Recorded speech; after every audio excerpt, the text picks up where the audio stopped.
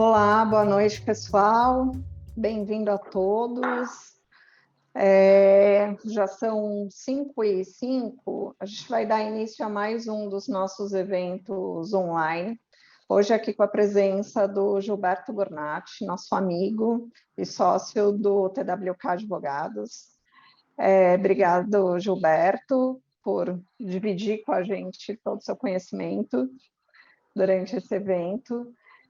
Nossa ideia é falar sobre as principais alterações da Lei de Recuperações Judiciais e também dos impactos tributários em função dessas alterações. Como sempre, como já é marca dos nossos eventos, a ideia é fazer uma exposição bem pragmática e prática para o dia a dia das empresas que estão aqui com a gente.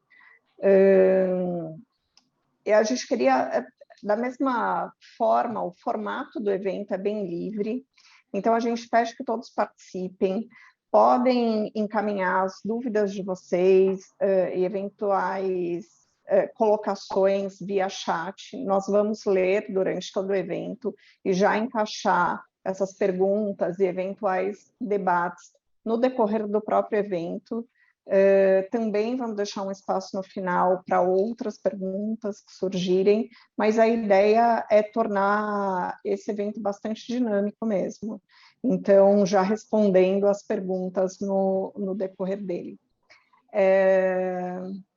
Matheus, meu sócio, está aqui com a gente, também vai falar sobre as questões tributárias. Matheus, quer dar uma boa noite para o pessoal? Boa noite, pessoal. Prazer ter todo mundo aqui. A gente gosta muito de fazer os eventos quando tem participação, então, além de dar boa noite, eu quero antecipar e dizer que estamos aqui aguardando perguntas. A Fernanda vai instruir como é que isso funciona, mas a gente tenta ser o mais pragmático, né? E para nós é um prazer ter o Gilberto aqui. Eu não vou detalhar quanto tempo a gente se conhece, né? É até difícil não te chamar de Giba, né? Vamos dizer que a gente foi colega de estágio praticamente, para não entregar a idade. Mas é um Pode prazer chamar estar de aqui e o Giba, Gilberto é pô. um Todo mundo cara chama de Giba. combinado. A gente já trabalhou juntos no passado, é um prazer ter ele aqui e acho que é um privilégio ter uma pessoa com uma experiência tanto acadêmica, mas especialmente prática tão grande. Então espero que a gente consiga andar super bem aqui. Mas vai lá, Fer, continua, volta aí, tô aqui te interrompendo. Bom, eu já falei um pouquinho do envio das perguntas por chat. Se vocês quiserem fazer alguma colocação, a gente pede para levantar a mãozinha aí no menu do Zoom, para que a gente possa passar a palavra.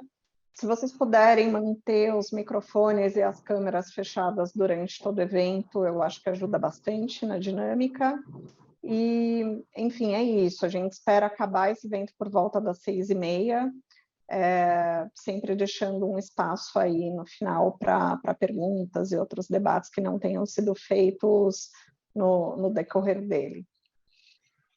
Acho que a gente pode dar início, eu vou passar a palavra para o Gilberto, ele vai fazer toda uma primeira parte falando dos aspectos da recuperação judicial propriamente dita.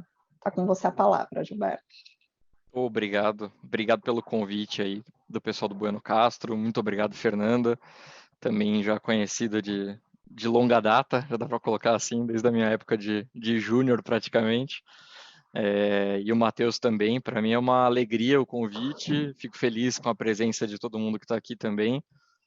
Acho que é um tema super atual, né, pelo que todo mundo tem acompanhado. Tá super em voga discutir isso. Primeiro que a gente está vivenciando um cenário de crise sem precedentes, talvez nessa nossa história recente do capitalismo, e principalmente nesse século XXI. São crises diversas, na verdade, né? São crises econômico-financeiras, são crises sanitárias, políticas, familiares, enfim, estamos enfrentando aí as dificuldades em tudo quanto é canto, passando por um período bem complicado. E no meio de todo esse turbilhão, veio também uma modificação numa legislação que diz respeito diretamente à vida empresarial, aos empresários e sociedades empresárias aqui no Brasil, que é justamente a nossa lei de recuperações e falências. Essa reforma, pessoal, tem um contexto até muito anterior a esse que nós vimos da aprovação da lei, porque a gente vinha de um decreto-lei que foi a lei mais longeva sobre o assunto de falências e concordatas no Brasil, que era o Decreto-Lei 7661 de 45. Durou 60 anos.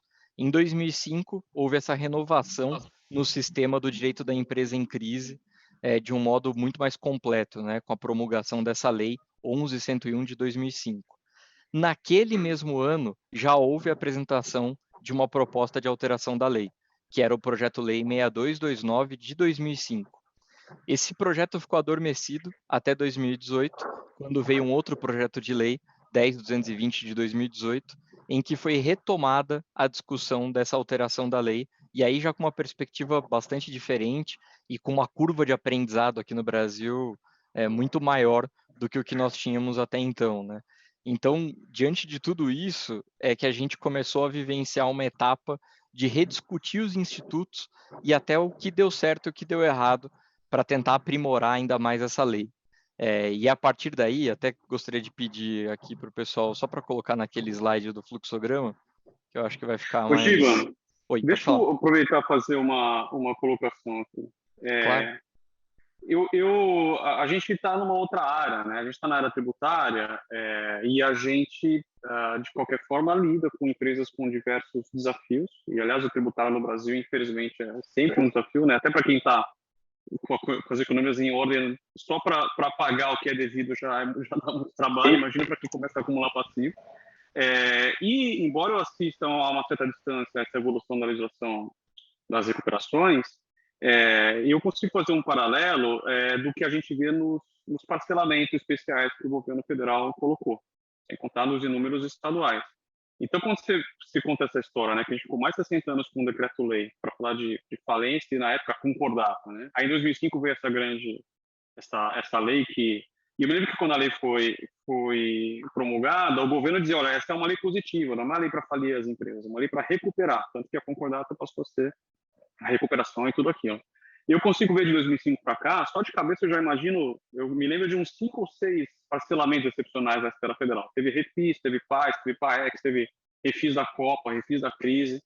E infelizmente, cada 3, 4 anos a gente tem algum desafio, né? Se a gente olhar nos últimos 10 anos, aliás, há um pouco mais de 10 anos a gente tinha a crise do subprime, né? A crise lá de 2008, 2009, que foi um outro evento que afetou muito o mundo. Talvez um pouco menos o Brasil, na época o presidente chamou de marolinha, né? Mas o que eu ia te perguntar é se já deu tempo de você ver na prática essa crise aumentar o volume ou a demanda por processos, né, de recuperação, e o quanto que isso pode ter sido um catalisador para aprovação. Porque quando você menciona que tinha um projeto já no mesmo ano de 2005 para reformar a lei, mas ele meio que engatou mesmo quando foi substituído em 2018, foi até pouco tempo, né? Mas já dá para dizer que essa crise, um dos filhotes dela já foi essa atualização da lei, na sua opinião? Na minha opinião, é possível sim, viu, Matheus? Acho super pertinente a tua colocação e é exatamente essa a perspectiva, né? O ano de 2018 vem ali no bojo até de uma mudança no enfoque ali da eleição presidencial, usando muito como argumento central esse problema da necessidade da recuperação econômica. Então, naquele momento, aparece a discussão toda sobre a alteração da lei de recuperações e falências como um elemento fundamental para poder se debater justamente essa atualização e a alteração toda que é necessária para se fazer aqui, para poder enfrentar uma crise que se avizinhava. Acho que o que não estava na conta de ninguém, né, nem talvez grandes pessimistas não acertariam, era encarar o mundo como ele ficou ali a partir de 2020 mesmo. Então, mesmo em 2019, a discussão se aprofundou mais. Posso dar o meu relato pessoal aqui de ter participado das discussões lá em Brasília diretamente. O meu sócio Ivo Weisberg foi até citado pelo deputado Hugo Leal como parte da assessoria técnica ali para poder redigir a lei da melhor forma que era possível, né? O pessoal, hoje a gente vê uma foto, mas tem todo um filme para se chegar até essa foto final. E o que a gente percebe ali, tendo participado no meio do caminho, é que poderia ter sido pior para todos os lados, pior para credores, pior para devedores. Então, acho que a interferência da sociedade civil por meio de pessoas mais técnicas mesmo, né, para discutir isso, e que tinham uma vivência já prática, foi fundamental. Um outro juiz aqui de São Paulo também, o Dr. Daniel Carnio, que está no Superior Tribunal de Justiça, no STJ, junto com o ministro Luiz Felipe Salomão, teve um papel super importante também, trazendo essa visão da magistratura, e enfim, o fisco também participou ativamente, foi a primeira vez nessas discussões sobre leis que lidam com o direito da empresa em crise, né, a insolvência, como o pessoal geralmente chama no mercado, foi a primeira vez que o fisco teve uma participação, e uma participação fundamental, de inclusive trazer ideias, e acho que boa parte aqui até do que eu vou deixar para você falar, porque aí não é tanto a minha praia, mas a gente viu uma participação muito diferente de outras situações, e acho que foi isso, né? A ideia de dar uma primeira resposta. Por que acelerou em 2020, Matheus? Eu começo a vislumbrar aqui algumas hipóteses, mas foi o seguinte: logo em abril, houve a propositura pelo mesmo deputado, que foi o relator aqui da alteração da lei, o deputado Hugo Leal. Ele fez uma propositura ali também de uma alteração de lei e uma criação de uma lei nova, que era justamente emergencial ali, não só para empresários e sociedades empresárias, como é a lei de recuperação, mas para agentes econômicos de um modo geral. E trazer até um instituto novo, o Instituto da Negociação Preventiva. O que aconteceu foi que não foi possível se votar essa proposta de lei do deputado Hugo Leal, mas ele incorporou parte desse texto já na reforma que foi trazida aí pela 6229 de 2005, junto com o PL 10220 de 2018. E aí, vou só pedir para a gente chegar naquele slide do fluxograma, porque eu já consigo mostrar esse aí mesmo. Boa. Já consigo mostrar aí, a partir daí, quais as alterações sensíveis que a gente teve, tá? E nivelar o conhecimento aqui também, né, pessoal? Aproveitando o público que está aí, tem pessoas que eu conheço, alunos, ex-alunos, clientes e ex-clientes, inclusive, que estão participando. Alguns aí já tiveram oportunidade de me ver apresentando aqui esse fluxograma, mas para a gente poder nivelar o conhecimento de todos, pensando também naqueles que não têm tanta familiaridade com o assunto, acho que esse fluxograma aqui desenha bem tudo que a gente tem de procedimento dentro da lei de recuperação judicial, tá? Estamos especificamente só falando disso, até porque todo o debate do benefício tributário que foi trazido aqui para dentro da lei, que o Matheus vai poder se aprofundar um pouco mais na sequência, ele só vale para recuperação judicial, ou pelo menos por enquanto ele só vale para recuperação judicial, até brotar uma portaria nova aí que se aplique também à recuperação extrajudicial, talvez, e outras modalidades. Você comentou do refis, nós estamos vivendo exatamente esse momento da discussão lá no Senado, que aparentemente em julho vem novidade aí, vem mais um refis, que pode ser até mais benéfico do que esse parcelamento que está previsto aqui na alteração da lei de recuperações. Enfim, é difícil apostar, né? Eu acho que só não veio ainda, Giba, porque o pessoal acabou a crise, né? E o parcelamento costuma vir já com uma data de corte para período de apuração e data limite de adesão. Então, se eles lançam agora, infelizmente a gente pode ter uma crise se estendendo um pouco mais, e aí vai ter que ter uma reabertura depois lá para frente. Mas, aliás, a gente já teve refis para tantos episódios, né? Se não tiver para esse episódio, eu acho que vai ser algo muito, muito incoerente. Exato. Enfim, sempre tem um apelido, certamente vai ser o refis do Covid, porque, enfim, não tem outro nome para poder se dar diante da situação que nós estamos vivenciando, né? E aí, dentro desse contexto de alterações, absorvendo até o próprio evento da pandemia do ano passado, foi incluído também nessa alteração da lei um procedimento anterior, que na prática a gente via, em alguns casos aqui, eu confesso que eu já tive que me valer dele, e muitas vezes os juízos recuperacionais não concordavam até, que era apresentar uma cautelar pré-pedido de recuperação extrajudicial ou de recuperação judicial. Então, ali, naquele momento de desespero, né, em que a companhia tomava uma penhora de faturamento, uma penhora de veículos, enfim, outros problemas, uma ação de busca e apreensão que começasse já a retomar veículos considerados essenciais ao desenvolvimento da atividade da companhia, dentro de um cenário já de estresse extremo, uma das medidas que nós fazíamos até era justamente propor ali uma cautelar preparatória do pedido de recuperação judicial ou até do pedido de extrajudicial. E aí o objetivo era principalmente antecipar um dos principais campos de proteção que a lei de recuperações traz para o empresário devedor, né? Que é a suspensão das ações e execuções. Acho que pode rodar o slide um pouquinho mais para baixo, que daí vai ser possível. Isso já existia, Giba, e aí a lei manteve, ou é algo que existia na jurisprudência e a lei formalizou agora? Só antes, pessoal, continua no fluxograma, era só deixar um pouquinho mais para baixo ali a centralização da tela que o pessoal estava pedindo. É o de cima ainda, o slide. Isso não existia, porque estava cortando embaixo, mas só para falar para todo mundo, 4 aí, quem está ansioso, é não implicar tratamento diferenciado na classe em que houve a rejeição, tá? Já falo disso. Não existia, Matheus, não era prevista essa cautelar, nós nos valíamos ali do Código de Processo Civil mesmo para poder fazer esse pedido cautelar, e aí a ação principal, na regra do CPC normal, né, teria que ser apresentada em 30 dias. Então era uma cautelar que dava 30 dias do início da suspensão das ações e execuções para poder organizar a casa e aí sim fazer o pedido da recuperação judicial. A reforma agora, pela 14.112 de 2020, foi o número final de todo esse procedimento de nova lei que a gente estava mencionando no começo.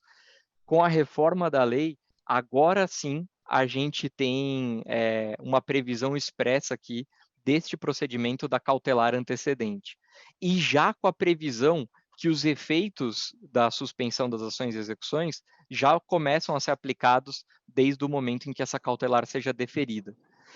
Apesar de constar ali escrito que é uma cautelar preparatória para a recuperação judicial, exatamente neste momento o Brasil já está assistindo uma cautelar dessas antecedente de uma extrajudicial, que é o caso do Figueirense, o clube de futebol, que é uma associação esportiva, não é nem um empresário e nem uma sociedade empresária, que seriam aqueles que poderiam pedir recuperação judicial, mas que está abrindo aí um capítulo novo agora das discussões de quais são os agentes econômicos, então, que podem ser beneficiados pelo procedimento da recuperação judicial e, ao mesmo tempo, que podem sofrer falência também.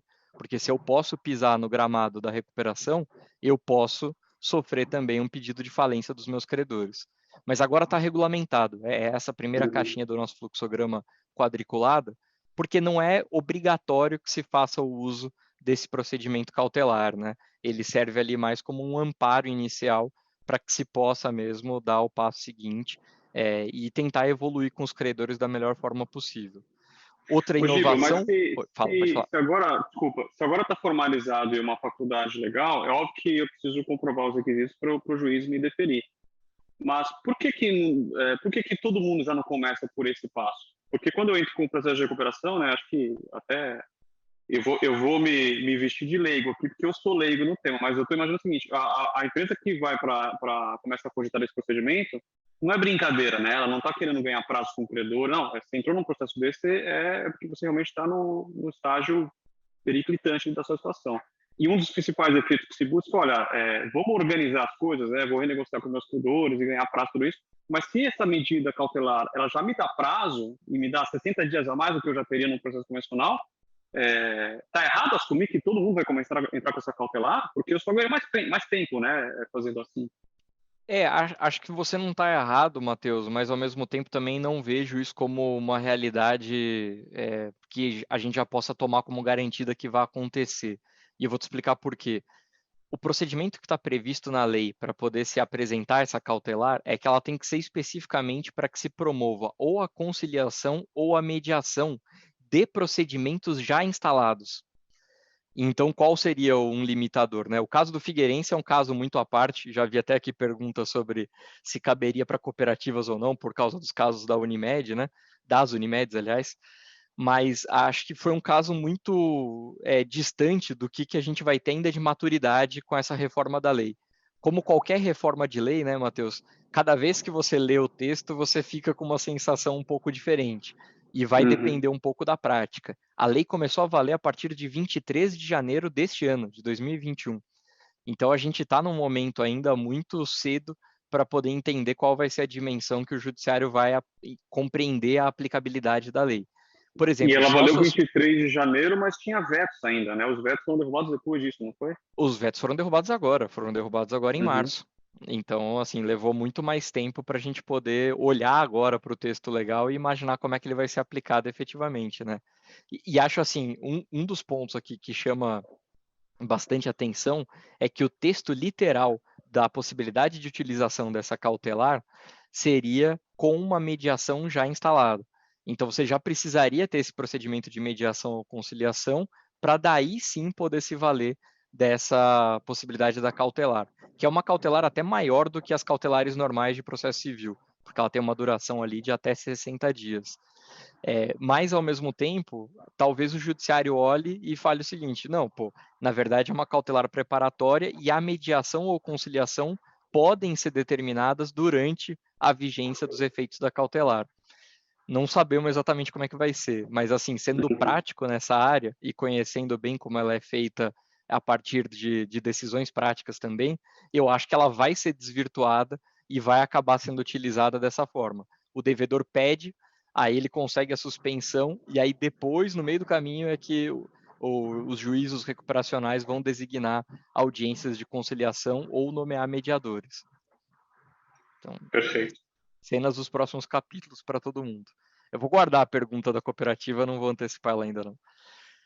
Beleza. Quando a gente olha para esse procedimento, pessoal, o que é o mais importante aqui é que é o seguinte: agora houve também uma reforma para poder dispor que essa petição inicial, que é justamente o que dá o início, então, para valer da nossa recuperação judicial, agora está disposto que essa petição inicial tem que ser instruída com 2 documentos que antes não eram requisitos obrigatórios e agora são. Esses 2 requisitos são basicamente o coração, inclusive, desse nosso debate aqui de hoje, e acredito eu até que de como essa recuperação judicial vai passar a ser vista no Brasil, tá? Quais são? Primeiro, a relação de credores completa, incluindo dívidas não sujeitas aos efeitos da recuperação judicial. Aí no mercado todo mundo chama de extraconcursal, eu tenho muito incômodo em chamar dessa forma, porque a gente não tem essa terminologia no capítulo da recuperação judicial. O capítulo da recuperação judicial usa a terminologia sujeitos aos efeitos da recuperação ou não sujeitos. Então, o que a gente está falando aqui, né? Agora é necessário fazer com que esse devedor revele todo o endividamento que ele tem, seja ele sujeito aos efeitos da recuperação, seja não sujeito, e indicando ali também os instrumentos de garantia ou das operações de crédito que levam aquele crédito a ser considerado como não sujeito. Beleza, essa é uma modificação já substancial e tem como principal meta de política pública por trás disso o nivelamento de conhecimentos no mercado. Então, antes, a assimetria de informações no mercado brasileiro, ela fica muito distante, né? Porque, em regra, as sociedades empresárias no Brasil não são obrigadas a publicar as suas demonstrações financeiras. A gente tem ali, na Lei 11.638 de 2007, o grupo das sociedades de grande porte e as anônimas, como aquelas que seriam obrigadas a publicar. Mas essa não é a realidade da maior quantidade de sociedades empresárias no Brasil. Então, a verdade é que a maior parte das sociedades no Brasil não publica qualquer uma das suas demonstrações financeiras. Na recuperação judicial não tem como escapar disso. Vai ter que começar a ter ali um acompanhamento, porque se deferida essa petição inicial, o juízo recuperacional vai determinar a nomeação da administração judicial. Já vou chegar lá. O outro documento fundamental, e acho que esse aqui é o que tem que ficar no centro das discussões da reforma da lei, é que agora é obrigatório se trazer, junto com a instrução da petição inicial, o detalhamento do endividamento tributário. Então, todo o detalhamento do passivo fiscal, até o termo como está descrito lá, tem que ser trazido com a petição inicial. Nós não tínhamos obrigatoriedade de apresentar essa relação até então. Tinham até alguns enunciados de jornadas de direito comercial, mas são enunciados, não era súmula, não era jurisprudência, não era um recurso repetitivo. Era uma orientação para que os processos tivessem o maior grau de transparência possível. Agora não. Agora é parte dos requisitos previstos na lei para que se possa entrar com pedido de recuperação judicial efetivamente. Aqui, Giba, já dando um spoiler da parte tributária, que a gente vai ver um pouco mais adiante, eu acho que tem realmente uma quebra de paradigma, como a gente está dizendo, né? Porque o que a gente viu nos últimos 15 anos foi um embate entre até juízos diferentes, né? Porque isso não era chamado para o processo recuperacional, E aí tinha a Justiça, eventualmente federal, a execução fiscal, um juiz específico buscando a saldar o crédito da União, e o juiz da recuperação tentando fazer a recuperação acontecer. E aí, quando você tem dois juízes conflitando, quem vai resolver isso é o judiciário, e em última instância o STJ. E houve, nos últimos 15 anos, uma série de decisões que a gente poderia passar uma semana aqui analisando elas, porque às vezes é crédito tributário, às vezes é crédito fiscal, mas o STJ acabou meio que firmando, né, um novo mandamento aí, que, olha, vamos primeiro recuperar a empresa. Então, fisco, segura um pouco a onda aí, você não participa, mas você tem que um pouco esperar. E eu acho que a gente ficou, na prática, com o mercado um pouco mal acostumado, né, ou enfim, acostumado com o que acabou se colocando, e os créditos fiscais ficaram realmente fora, né, do ambiente da recuperação. E vai haver agora uma discussão, quanto que eles podem ou não impactar, mas o que você está colocando já é uma primeira informação. Olha, no mínimo, a abertura das informações do que existe perante o fisco já tem que acontecer. Se o fisco pode ou não atrapalhar e tal, aí a gente vai entrar em detalhe, mas o que existia até hoje, né, era isso nem ser aberto no processo de recuperação. Então, a simetria de informações na parte tributária era absurda, porque são informações protegidas por sigilo. Quem sabia era o credor, União, Estado, Município, e o devedor. O devedor não levava para o processo, então os outros credores nem sabiam o que estavam. E aí a exigência lá de 2005 de AVCND também já estava sendo suplantada por decisões do STJ há muito tempo. Então, aqui, quando você diz que a lei já passa expressamente a prever, no mínimo, a abertura de informações, já é uma grande alteração, sem entrar ainda no mérito de se isso, a CND vai ser ou não vai ser necessária, o que mais vai acontecer. Mas já é algo realmente muito impactante para quem talvez tenha ficado acostumado a só pensar nos credores particulares, né? Há uma alteração bem relevante aí, porque todos nós sabemos, a dívida fiscal, embora ela tenha, a princípio, multas pesadas, né? A multa de mora de qualquer tributo normalmente já é de 20%, mas os juros são relativamente baratos, são juros Selic e juros simples. E o fisco tem um problema da máquina demorar para conseguir executar. Então, ele é o último a gritar, né? O trabalhador, se não recebe, já faz greve, o banco já tem garantia, já executa, tem juros altos, e o fisco normalmente fica no final da fila. E aí agora isso tudo criou, talvez até agora, né, um ambiente em que o fisco era maltratado, e eu estou aqui, já faço um disclaimer, eu estou do lado das empresas para defendê-las, mas isso é fato, o fisco era um pouco deixado de lado, e essa lei vai dar muito mais palco para ele participar, e isso já começa de cara quando fala que um dos requisitos da petição inicial é a abertura desse tipo de informação. E assim, acho que o ponto aqui que faz até mudar essa forma de visão do fisco, pessoal, e eu já tenho visto isso na prática, tá? Já tem feito diferença, que é o seguinte: depois de apresentar essa petição inicial e ter o deferimento, então, do processamento da recuperação judicial, são dois termos importantes aqui, tá? Até para quem tem mais interesse nessa área fiscal, porque deferimento do processamento é começar o processo em si. Concessão da recuperação judicial é a aprovação do plano, em alguma daquelas modalidades da parte inferior aí do nosso fluxograma, tá? Mas depois a gente fala um pouquinho mais disso. Mas o que eu tenho visto é que no deferimento do processamento, como as fazendas já são intimadas, é parte dos efeitos, né? Tem o efeito positivo da suspensão das ações e execuções. Tem muito anglicismo nessa área. O termo em inglês que usam aqui é o tal do stay period. É o apelido que dá para falar de suspensão de ação e execução.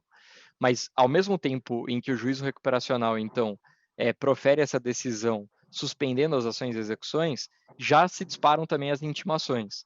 E aí a obrigatoriedade do devedor de publicar o seu edital de credores, porque é publicando o edital de credores que os credores envolvidos na recuperação são efetivamente intimados para o processo, é a partir daí até que se conta o prazo para que um credor eventualmente agrave da decisão de deferimento, né? Ou ele tomou uma ciência inequívoca de algum modo, ou ele aguardou a publicação do edital de credores. E nessa etapa ainda, Matheus e todos que estão aqui nos acompanhando hoje, a gente já tem visto, já era uma coisa que nós estávamos vendo no ano passado como uma tendência, e agora, 2021, temos visto ainda com mais frequência, o fisco, a PGFN, aparecer nos processos de recuperação judicial para poder bater ali na porta de um modo super educado e super transparente também, sem acusar nada, não tem acusação nenhuma. Simplesmente eles chegam lá para poder falar: excelência, só para poder lembrar, eu sou credor aqui nessa recuperação judicial também, não sou um credor sujeito, mas estou aqui para poder receber o meu crédito, porque eu gero uma condição essencial para que haja aquela tal de concessão da recuperação, que é que esse devedor venha conversar comigo para que ele possa ter a CND ou, de alguma forma, alguma decisão que o dispense aí de apresentar, né? Mas ele tem que vir tentar equacionar a questão fiscal comigo.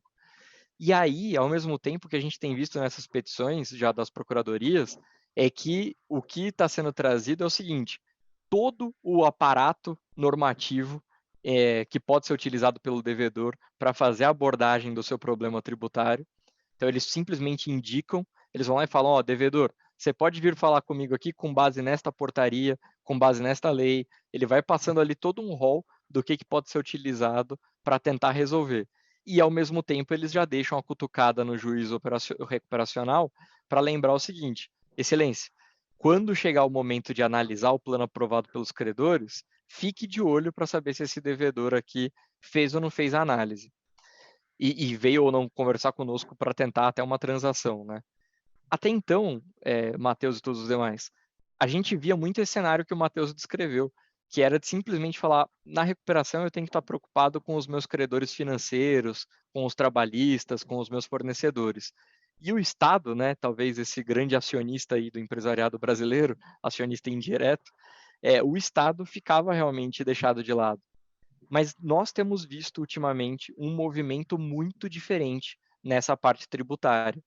E tem sido um alerta, né? Pelo menos no escritório a gente sempre passa esse alerta, porque a gente abre ali tudo que é possível acontecer numa recuperação judicial dentro da nossa criatividade, do que a gente consegue enxergar. E dentre os problemas que a gente coloca ali também, que tem que ser enfrentados, se apresenta como um bom meio para enfrentar, tá? Não é um desencorajamento à recuperação, não, pelo contrário. É justamente enfrentar a parte tributária. Para vocês terem ideia, o Tribunal de Justiça do Paraná já tem demandado a apresentação da CND em praticamente todos os casos. Começou principalmente no final de 2019, 2020 foi se consolidando um pouquinho mais, e 2021 já tem que fazer parte da equação de qualquer advogado aí, ou tomador de decisões empresariais. Caso vá ter um processo de recuperação judicial no Paraná, você tem que levar isso em conta. E são todos os stakeholders, né? Só deixa eu fechar isso daqui, Matheus. E são todos os stakeholders, porque é o seguinte: investidores, credores e devedores têm que entender que tem esse papel agora como mais um elemento na equação. Porque muitas vezes nós vemos credores e investidores até sugerindo que esse devedor acesse o campo da recuperação judicial, porque daí o equacionamento evita que tenham aí credores pendurados que não sejam resolvidos, né? Os holdouts. Você evitando tudo isso daí seria um caminho por meio da recuperação judicial. Mas agora todo mundo tem que colocar nesse mapa mental também essa variável na equação que é o tal do fisco. Pode falar, Matheus, desculpa. Eu ia te perguntar uma coisa. Eu entendo a Procuradoria fazer esse movimento, né? E, como você falou, polidamente, educadamente, só que o juiz, olha, eu tenho isso aqui também, porque, primeiro, a lei já exige que o devedor apresente na petição inicial, então essa diminua as filtros de informações e apresenta as informações de passivos tributários. Eu entendo a Procuradoria já dizer para o juiz, olha, tem isso aqui na mão, e já abriu o cardápio de opções, porque a principal base para o STJ no passado dizer que CND não era motivo para impedir o processamento da RJ, né, da recuperação judicial, é que a lei de 2005 dizia que haveria um parcelamento específico para empresas nessa situação, e essa lei nunca veio. Aí, em 2013, 2014, veio uma lei de 84 meses, mas aí o mercado oscilou e falou, mas essa lei só me dá mais prazo, eu não tenho anistia, não tenho nada, então não funciona. E agora, dando mais um spoiler aqui do que a gente vai detalhar mais adiante, tem realmente lá transação individual, transação por adesão, parcelamento e tal. Então, do lado da Procuradoria, eu entendo ela dizer, olha, não tem mais a desculpa que eu não tenho, não tem como fazer. Aliás, eu estou até de boa fé sendo proativo e dizendo, vem conversar, a gente consegue se resolver, tem negócio jurídico processual e tal.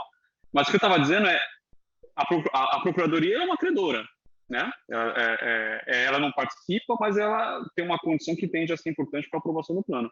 O judiciário, como você menciona, o TJ do Paraná, ele já está mais alinhado a essa mudança de paradigma. Então, ele já começa a enxergar, embora a lei tenha acabado de sair do foro, né, a gente tem 3, 4 meses, e da versão com os vetos derrubados, um mês, talvez, o judiciário já embarcou nessa, já está seguindo um pouco essa mudança, na sua opinião.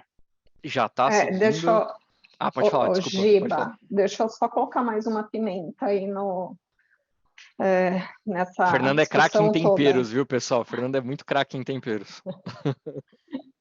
É o seguinte, a gente está falando aqui de débitos federais, né? Então, a gente tem uma ampla regulamentação na esfera federal.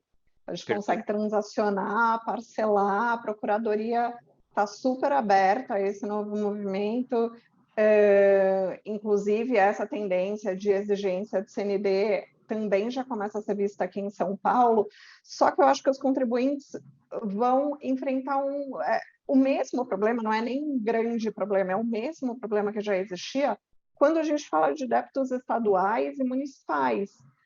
Se a gente pegar São Paulo, que é um estado muito adiantado em termos de legislação e de negociação com o contribuinte, o próprio estado de São Paulo ainda não editou uma legislação específica para a recuperação judicial, que dirá outros estados um pouco mais atrasados.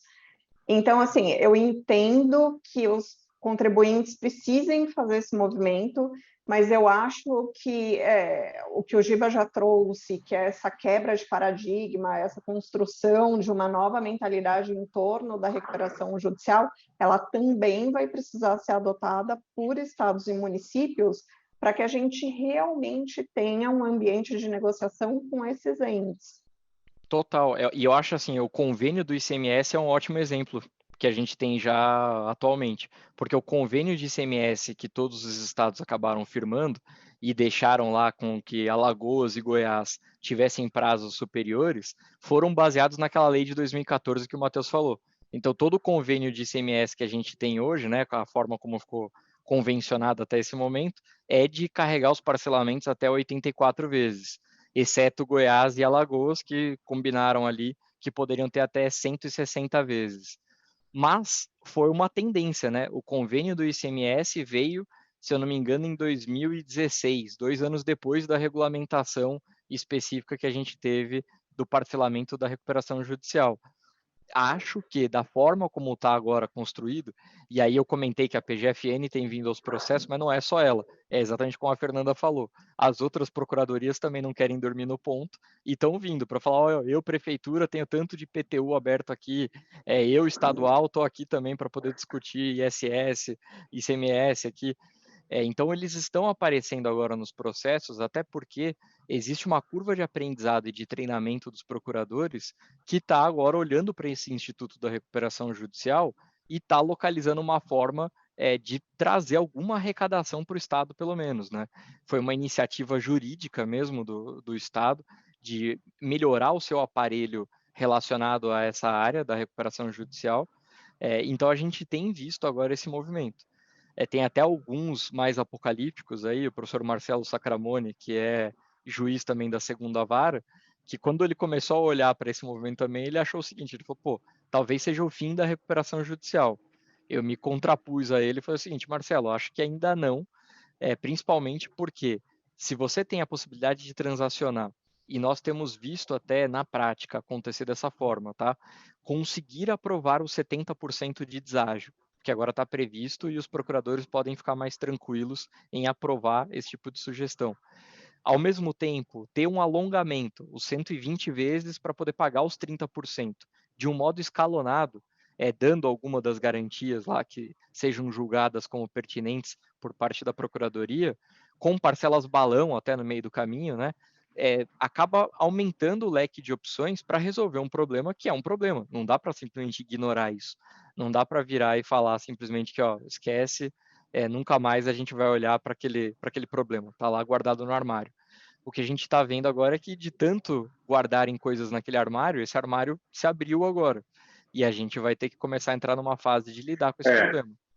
Eu acho que uma das expressões que surgiu ano passado com a pandemia, o ganhou força foi o tal do TINA, né? There's no alternative. A Procuradoria sabe, se a gente não negociar e der o desconto, então a hora que a lei permitiu, e aí eu posso dar uma experiência pessoal nossa aqui, as conversas que a gente já teve com os procuradores, eles realmente parecem advogados né? Eles são advogados, mas eles parecem realmente procuradores de um credor que quer resolver. Então, como eles já sabem que eles têm fundamento legal para poder permitir, né, o desconto, que é a abertura, abrir mão de arrecadação para o erário, eles estão aproveitando isso, e o que eles têm feito já tem até um sistema, né, onde eles conseguem automaticamente perceber qual o grau de capacidade do contribuinte de arcar com aquilo para ajudar o desconto. Mas a conversa com eles, naturalmente, tem uma premissa que, olha, a gente está aqui para resolver. E a segunda questão e tem que ter alguma equidade. Então, como as empresas que chegam nesse momento já estão com um passivo muito expressivo na parte fiscal, a tendência é que elas realmente tenham a condição de aderir a condições muito boas de prazo de pagamento, com variações de parcela, etc., como a gente vai detalhar. E o que a Fernanda trouxe, dizendo que alguns estados estão atrasados, né, em relação à regulamentação, tende a alcançar depois, porque senão não tem alternativa, né? Senão travou realmente tudo e não é para isso que a lei veio, né? Então, acho que algo que vai evoluir, mas temos visto uma postura, a princípio, colaborativa do lado da Procuradoria. Eu concordo, pelo menos do que nós temos visto também, tendo muito nesse sentido, né? E até pegando um pouco dessa mudança de postura, muitos aqui que acompanham esses casos devem ter visto que teve uma situação até em que o ministro Fux, um dia antes de assumir a presidência do STF, acabou dando um pedido cautelar ali do fisco numa reclamação, justamente suspendendo a concessão de uma recuperação judicial porque não havia sido apresentada a CND. E aí, eu até fui surpreendido, porque quando eu fui atrás do caso para poder ver, né, logo que eu vi a notícia e tal da suspensão, acabei descobrindo que o caso era meu, aqui do escritório. Só que os procuradores não tinham cadastrado os advogados da recuperanda, então não estava aparecendo para a gente ali como outro caso. Aí quando apareceu lá, eu falei, cara, não acredito, é nosso ainda, tinha que ser, né? E eu acabei tendo a chance de despachar com o ministro Toffoli até logo depois, porque aí o ministro Fux assumiu e a reclamação ficou com o ministro Toffoli. E aí o ministro Toffoli se mostrou também já bastante compreensivo ali, entendendo o que estava acontecendo. No final das contas, a decisão foi uma negativa da continuidade da reclamação, porque o assunto seria infraconstitucional, na visão ali do ministro Toffoli, e monocraticamente, então, não teve seguimento à reclamação.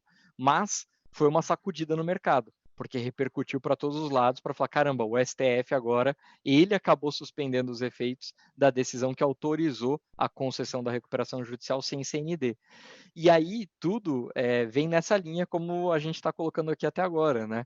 Vem numa linha de que toda a tradição, como o Matheus tinha colocado no início, ao longo desses 15 anos aqui praticamente, foi de um STJ, de um Superior Tribunal de Justiça, que começou a jogar os conflitos de competência entre as varas fiscais e os juízos recuperacionais a favor dos juízos recuperacionais. Então, constrição de ativos, qualquer medida ali de penhora de faturamento, ou o que acontecesse para tentar estrangular o devedor, o STJ entrou num consenso entre as câmaras de direito público e privado e falou o seguinte: é lá da recuperação. E o STJ veio durante todos esses anos nessa mesma linha, inclusive teve julgamento já este ano de 2021, em que ele manteve a mesma linha da dispensa das CNDs. Mas não dá para acreditar e ficar, talvez, num mundo inocente demais, de achar que isso vai continuar sendo da mesma forma. Porque também entra muito nesse contexto do que a gente estava falando agora. O tipo de posicionamento das procuradorias tem sido muito diferenciado nas recuperações. Não é uma posição simplesmente racional, é uma posição que já se aprofunda mais ali na técnica jurídica e, ao mesmo tempo, se apresenta à mesa como um credor disposto a negociar. Às vezes mais até do que outros credores sujeitos do devedor, porque ele está ali falando, estou te dando todos os caminhos das pedras aqui, vem conversar comigo, porque eu posso aceitar até 70% de deságio e pagamento em 120 vezes aí.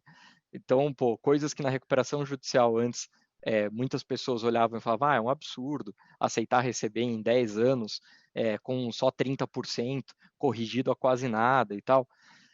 O absurdo talvez seja que a situação tenha chegado até o ponto em que ela chegou, mas faz parte de uma escolha de política pública do Estado justamente atribuir essa escolha do modelo econômico às partes envolvidas no processo. O judiciário não deveria se meter nesses assuntos. A gente vê uma interferência grande de São Paulo, infelizmente, mas em outros estados, os princípios que o STJ já colocou, que o judiciário só deve se imiscuir em assuntos de natureza de legalidade, jurídicos propriamente, tem uma força muito maior. Mas são tendências aí que a gente vai começar a ver que talvez o judiciário também passe a considerar como um aspecto de legalidade para se acompanhar a apresentação das certidões negativas. E a gente está vendo esse movimento acontecer aos poucos, mas é assim que movimentos acontecem, né? E grandes transformações acontecem. Elas vão vindo aos poucos e, de repente, a gente tem que lidar com uma realidade nova. Então, Sim. não dá mais para ignorar isso mesmo. Eu estou tentando me segurar aqui para não te interromper, Giba, até porque a gente tem mais coisas para falar, então tem, mas eu não consigo, vou ter que dizer uma coisa. Eu tenho a impressão que uma coisa que é verdade em 2021, que não era tanto em 2005, é a qualidade da máquina estatal de cobrança. A gente é um país que há mais de 20, 25 anos tem muito poder, antes de Big Data ser uma expressão famosa, mas a parte tributária brasileira, a gente fez parece aquela piada, né? Primeiro você faz a praça de pedágio, depois você melhora a rodovia. O Brasil foi em ter um fisco muito bem equipado. E aí, nos últimos 15 anos, acho que as procuradorias e o combate, né, a recuperação de crédito tributário melhorou muito. Só para todo mundo ter uma noção, o IBPT divulga a cada 2, 3 anos um estudo sobre sonegação nas empresas, com base no que a Receita divulga de autuações, etc. Esse índice em 2002 era de 32%, estimava-se que 32% das empresas estavam sonegando, e aqui não estou falando de dívida declarada não paga, é sonegação. E o último dado que foi publicado agora no finzinho de 2020, com base em 2019 e 2018, é de 15%. E é uma diferença brutal, né? Você reduzir a metade disso. Por quê? Porque o fisco tem muita fonte de informação, então você viver sem pagar tributo, a história é curta, logo você vai ter algum problema. Quem chega no processo recuperacional realmente é porque não fez só isso, tem outras coisas. E a gente tem julgamentos, por exemplo, também mudando o paradigma, o ano passado a STF julgou, ou ano retrasado, agora em dezembro de 2019, que não pagar imposto declarado é crime. Ou seja, declarar o ICMS e simplesmente não pagar seria um crime, seria uma apropriação indébita tributária. Que você cobrou do seu cliente o dinheiro que você devia passar para o Estado e não passou. E aí tem um monte de observações sobre isso, a gente já fez evento até sobre isso no escritório com o Davi Tangerino, nosso colega especialista criminal, sobre quem é essa pessoa, né? Quem é o devedor, é o tal do devedor contumaz. Mas tudo isso para dizer, o fisco tem já uma grande evolução na cobrança, e eu acho que a última fronteira foi o processo de recuperação judicial, que agora ele está conseguindo ser ouvido, né? E a princípio o judiciário vai dar atenção a essa conclamação. Eu vou te jogar uma pergunta para você não esquecer de responder mais para frente, Giba, mas eu vou te pedir para voltar para o slide para a gente não se atrasar. Minha pergunta é: e quem já tem processo em andamento ou já tem plano aprovado? Ou o que essa lei, né, ou essa nova atuação do fisco pode representar? Mas responda quando você achar que cabe melhor dentro da sua linha. Não te atrapalho mais aqui. Não, imagina, pô. Eu fiquei fazendo a minha conta aqui sem descontar os comentários no meio do caminho. Eu já passei dos 40 minutos aqui agora. Eu tô acompanhando aqui os meus 40 minutos. Mas acabei passando. Então eu vou mais até na linha da gente poder evoluir para continuar nessas provocações, porque eu acho que esse bate-bola é até mais interessante do que só ouvir uma única pessoa falando. Mas talvez, assim, um aspecto também de modificação que a gente viu aqui na alteração da lei, que é importante, foi justamente esse da temporalidade de alguma das alterações. E aí, Matheus, acho que e isso é interessante para quem já estava com o procedimento antes do dia 23 de janeiro e para aqueles também que estão vislumbrando a possibilidade de ter que ingressar com esse pedido, né, num outro momento. É que o fisco também se organizou para isso. Então, o que a gente teve foi uma publicação de uma portaria, justamente agora, dia 1º de março, já faz mais de um mês essa portaria, e que, na reforma da lei, foi disposto que aqueles devedores que já estavam em processos de recuperação judicial com planos aprovados teriam o prazo de 60 dias para poder usar os mecanismos que estão dispostos na lei. 60 dias a partir de quando, né? Não do dia 23 de janeiro, mas a partir do momento da regulamentação dessa portaria. E é legal pegar esse gancho, porque você falou da diferença que foi a regulamentação na primeira etapa. Foi de 2005 a 2014. Levou quase 10 anos para que o fisco efetivamente se organizasse e apresentasse ali a lei específica do parcelamento da RJ. Eu acho que ele estava ainda com esperança de lutar e ganhar no STJ o direito de seguir a execução fiscal paralelo à recuperação. E aí agora ele aprendeu que, olha, a gente só vai se prejudicar se a gente não for rápido e minar o argumento do STJ de que, olha, mas você também não dá alternativa? Não, agora a alternativa está na mesa. Exato, e são várias alternativas, né? Agora não é só que é só uma coisa que você tem para poder encarar e acabou, são várias opções. Então, o que a gente tem agora já de aplicação, para continuar nessa mesma seara que a gente está, é que empresas em recuperação judicial que já tenham o seu plano aprovado, têm esse horizonte de 60 dias, o relógio já está rodando, e já se passaram aí praticamente 40 e poucos dias, né? Porque está aí desde o dia 1º de março deste ano, de 2021, que houve a regulamentação, já por meio da portaria específica, para que se acesse, então, o fisco e possa buscar uma forma de equacionamento do passivo exigível fiscal. Agora já está rodando o relógio, então aqueles que estão com planos aprovados têm que ir atrás disso. Aqueles que não estão com planos aprovados, a portaria regulamenta que eles têm que conseguir acertar isso com o fisco também, até a aprovação do plano pelos credores. E aí a forma como está sendo tratada ali na portaria é a Assembleia Geral de Credores que vote o plano de recuperação. Porque também uma coisa comum na prática da recuperação judicial é ter ao menos uma suspensão dos trabalhos. A Assembleia é instalada, mas a votação não acontece no dia em que é instalada. Então os trabalhos são suspensos e aí na retomada, pelo menos dos dados que a gente tem de São Paulo, a maior parte dos casos acaba se resolvendo já na primeira retomada. Mas casos grandes, né, que envolvem um grande endividamento, acabam levando mais assembleias para que possam efetivamente ser resolvidos, tá? E só para pegar o gancho nisso, também é um outro ponto interessante, até saiu notícia hoje para poder discutir um caso enorme que entrou agora faz pouco tempo, né, o caso da Samarco, que é o tal do plano dos credores. Essa é uma disposição da lei, quem acompanhou aí de perto todo o trabalho legislativo pôde ver isso. Esse foi um pleito que veio do Ministério da Economia. Veio lá o tal OK liberou o posto Ipiranga para falar com os Chicago Boys, e aí, para melhorar a fita do Brasil no tal do Doing Business, seja lá o que significa isso, a gente acabou incluindo na lei uma disposição parecida com a dos norte-americanos no Chapter 11 deles, lá da lei de falência federal, né, nos Estados Unidos, é uma das poucas leis federais, é a lei de falência. E aí, agora, pessoal, o que a gente tem é duas possibilidades de credores apresentarem seus planos, mas só vale para processos de recuperação judicial que tenham sido protocolados após a reforma da lei. Então, só para aqueles processos pós 23 de janeiro de 2021 é que essa disposição vale. Essa não tem aplicabilidade retroativa, tá? Quais são as duas hipóteses? Ou houve uma total inércia do devedor de votar um plano ou chamar a assembleia para poder votar um plano dentro do horizonte do prazo de suspensão das ações e execuções, que agora está previsto na lei, que pode chegar até 360 dias de suspensão das ações e execuções. Então, se houve essa inércia temporal, então os credores teriam a prerrogativa de apresentar o seu plano de recuperação judicial.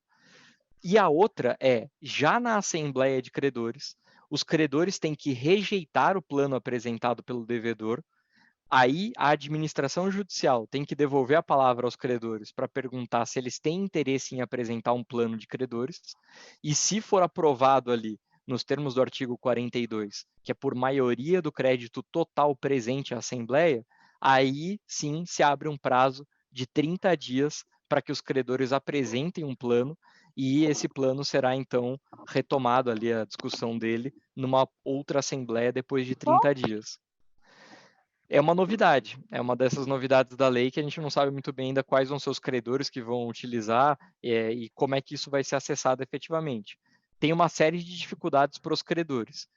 Acho que a maior delas é que é o seguinte: se os credores optarem por apresentar esse plano, todas as garantias pessoais prestadas por pessoas naturais, pessoas físicas, né, têm que ser revogadas.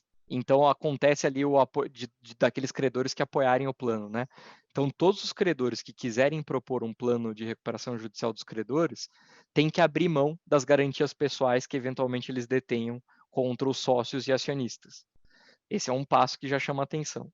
Um outro que chama atenção é que, nesses 30 dias para apresentar o plano, esse plano de recuperação judicial tem que vir acompanhado de laudo de viabilidade econômica e de laudo de avaliação de ativos. E ele não pode impor um sacrifício maior do que seria a falência pro devedor, pro próprio devedor, não para os demais credores. É mais um elemento complexo aí para poder ser caracterizado e se definir efetivamente o que é, né?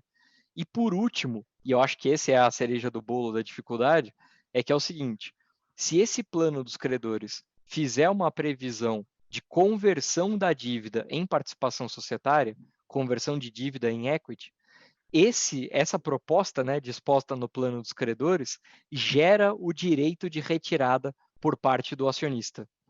Aí imagine a situação, né? Se o acionista está ali diante de uma empresa, uma sociedade empresária, que é devedora ali de um alto valor de passivo exigível, mas que tem os seus credores querendo se tornar acionistas, ele pode exercer o direito de retirada. E, pela própria lei das SA, né, o artigo 45, parágrafo 7º da 6404, o que está disposto lá é, quando o acionista exerce esse seu direito de retirada, o crédito dele muda de natureza. Então, a companhia que está agora saudável, porque subiu todo o seu passivo para capital social, passa a ter uma dívida com esse acionista. Com o antigo Exatamente. devedor. Exatamente. Uhum. E é uma dívida que deixa de ser subordinada, ela vira natureza quirografária, por força do parágrafo 7º do artigo 45, e é uma dívida pós-pedido de recuperação. Ou seja, é uma dívida não sujeita aos efeitos do plano aprovado. Então, a companhia pode ter que pagar haveres para esse acionista, caso os credores decidam acessar essa modalidade que está prevista agora, né? Acho que só para fechar aqui do meu lado, Matheus, que daí eu gasto meus 40 minutos finais, deixei aqui no material que o pessoal aí do Bueno Castro vai circular para todo mundo, quem são os credores sujeitos e os credores não sujeitos, e coloquei ali alguns dados, acho até que pode ir direto para os gráficos, um pouquinho mais para baixo, sobre qual é o uso nos planos de recuperação judicial da venda de ativos. Porque tem muitas pessoas que têm uma visão da recuperação judicial como uma liquidação disfarçada. E aí eu chamo a atenção aqui especificamente para uma pesquisa, né, que nós fizemos junto com o ONEP da PUC, e eu participei diretamente aqui da pesquisa também. A publicação está aí na parte de baixo do slide. Depois, quando vocês receberem o material, vocês vão conseguir enxergar, aqui na tela não está aparecendo. Mas o que eu chamo a atenção é o seguinte, né? Foi feita uma pesquisa aqui em São Paulo, estado de São Paulo, com todos os processos de recuperação judicial de janeiro de 2010 a julho de 2017. E para mim foi uma baita experiência, porque eu tenho total noção que eu vivo numa bolha e consigo perceber os limites da minha bolha aqui também. Mas esse estudo foi interessante porque eu tive que sair da minha bolha e estudar processos que não fazem parte do meu dia a dia. E pude ver ali a realidade de remuneração de administradores judiciais que ganham R$ 500 por mês, R$ 1.000 por mês. Não é esse mundo maravilhoso igual foi Oi, né? 120 milhões de reais e tal. Não é assim que é a remuneração dos AJs na prática. E aí, o que eu pude notar, que é muito diferente de processos que eu participo, é que é o seguinte, e esse gráfico mostra bem, né? A primeira coisa que eu chamo a atenção é justamente a coluna da esquerda, que vocês vão poder notar que o percentual não vai até 100%.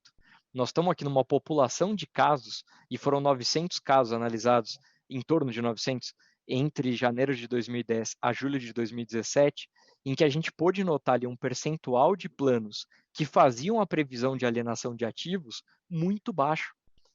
Isso acabou nos revelando que a maior parte dos planos de recuperação judicial que são propostos com base no primeiro inciso do artigo 50 da lei, que é concessão de prazos, ou seja, os prazos de pagamento são prazos mais alongados, 15 anos, 10 anos, 20 anos, deságio e deságio explícito e implícito, ou seja, o explícito seria justamente virar e falar, ó, o valor de face do seu crédito vai ser pago aqui na razão de 30% do valor de face, algo do gênero.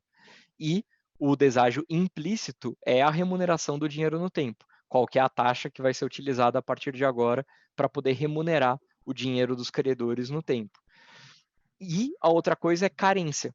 A gente tem visto também muitos casos em que a carência também é aplicada, além de um escalonamento dessas propostas de PMTs de pagamento. Então, você tem ali no início dos pagamentos 0, alguma coisa por cento do endividamento, para depois poder compor tudo isso até o 100% do valor novado, né? Então, eu chamo atenção para isso, porque a alienação de ativos que nos parecia como uma coisa comum a todos os planos de recuperação judicial, no final das contas, não é. E na vara especializada, que é eu não sei que cor é essa aí, mas para mim é tipo um verde. Não sei qual que é o nome, né? Todas as cores têm o nome. Qual que é o nome, Fê? É a Fernanda que vai saber responder isso. Dois homens, É verde, não é verde? Verde água de acordo água. com a minha infância. Aí, boa. Então, o gráfico verde mostra para a gente o seguinte: o índice que a gente teve de planos aprovados aqui na capital do estado de São Paulo, vara especializada, né, capital do estado de São Paulo, foi em torno ali dos 12% que a gente tem ali com previsão de venda de ativos, né? O gráfico seguinte mostra as unidades produtivas isoladas e vai na mesma linha. Então, o que eu chamo a atenção aqui é que uma parte do debate que o Matheus e a Fernanda têm condições muito melhores do que eu para poder falar, que é o seguinte: fato é que os planos de recuperação judicial têm muito de previsão de aplicação de deságio. E o deságio sempre foi tratado aqui no Brasil como mais uma possibilidade do fisco de abocanhar algum valor, porque em cima desse valor do desconto que o devedor conseguiu obter no seu endividamento, você tem ainda, né, a possibilidade da aplicação ali do ganho de capital em cima desse valor e a cobrança dos tributos em cima disso. Então, acho que é mais uma variável nessa equação que tem que ser pensada também na hora de redigir os planos de recuperação judicial e as propostas de transação ou até de parcelamento, o que quer que seja, para resolver e equacionar o passivo tributário. Tá? Essa situação é um pouco insólita, né? Porque todo mundo perdia, né? E o fisco ainda ganhava. E tributariamente a empresa saía da RJ devendo mais para o fisco, né? Porque tinha um passivo e durante o processo de recuperação o haircut, o desconto ainda virava mais tributo. Mas a gente teve algumas novidades aqui que a gente vai detalhar que ajudaram um pouco a amenizar isso. Mas realmente foi uma das críticas mais antigas com relação a essa atuação do fisco, né? Exatamente. Você tem mais, acho que um gráfico aqui, né, Giba, que você vai passar para a gente? Na verdade é só para mostrar dentro dessa mesma conversa aqui de qual seria essa taxa de deságio, né, pessoal? É um dado, de novo aqui, um dado de pesquisa quantitativa e qualitativa. A gente está falando aqui de recuperação de créditos quirografários, dentro principalmente do cenário de recuperação judicial, e esse é um dado do Banco Mundial, tá? E é um dado do Banco Mundial que chega aqui ao valor estimado de recuperação de 14 centavos por dólar. Então, é uma situação aqui em que você tem ali uma perspectiva de deságio média, pelo menos, bastante elevada. E aí, enfim, acho que tem que ficar no radar de todo mundo, porque tem esse outro lado da moeda, que é justamente a gente ter que pensar como lidar com essas mecânicas aí de tratar o fisco e de tratar também esse eventual deságio, eventual ganho de capital que possa surgir em cada um dos casos, né? Uhum. Isso só reforça como a Procuradoria, a regulamentação da transação é coerente, né? Mas vai dar 70% de anistia nos encargos, mas até os credores particulares que têm garantia real, que tem um monte de coisa, recuperam tão pouco, como é que eu vou querer jogar um outro jogo e assumir que eu não vou ter muito desconto?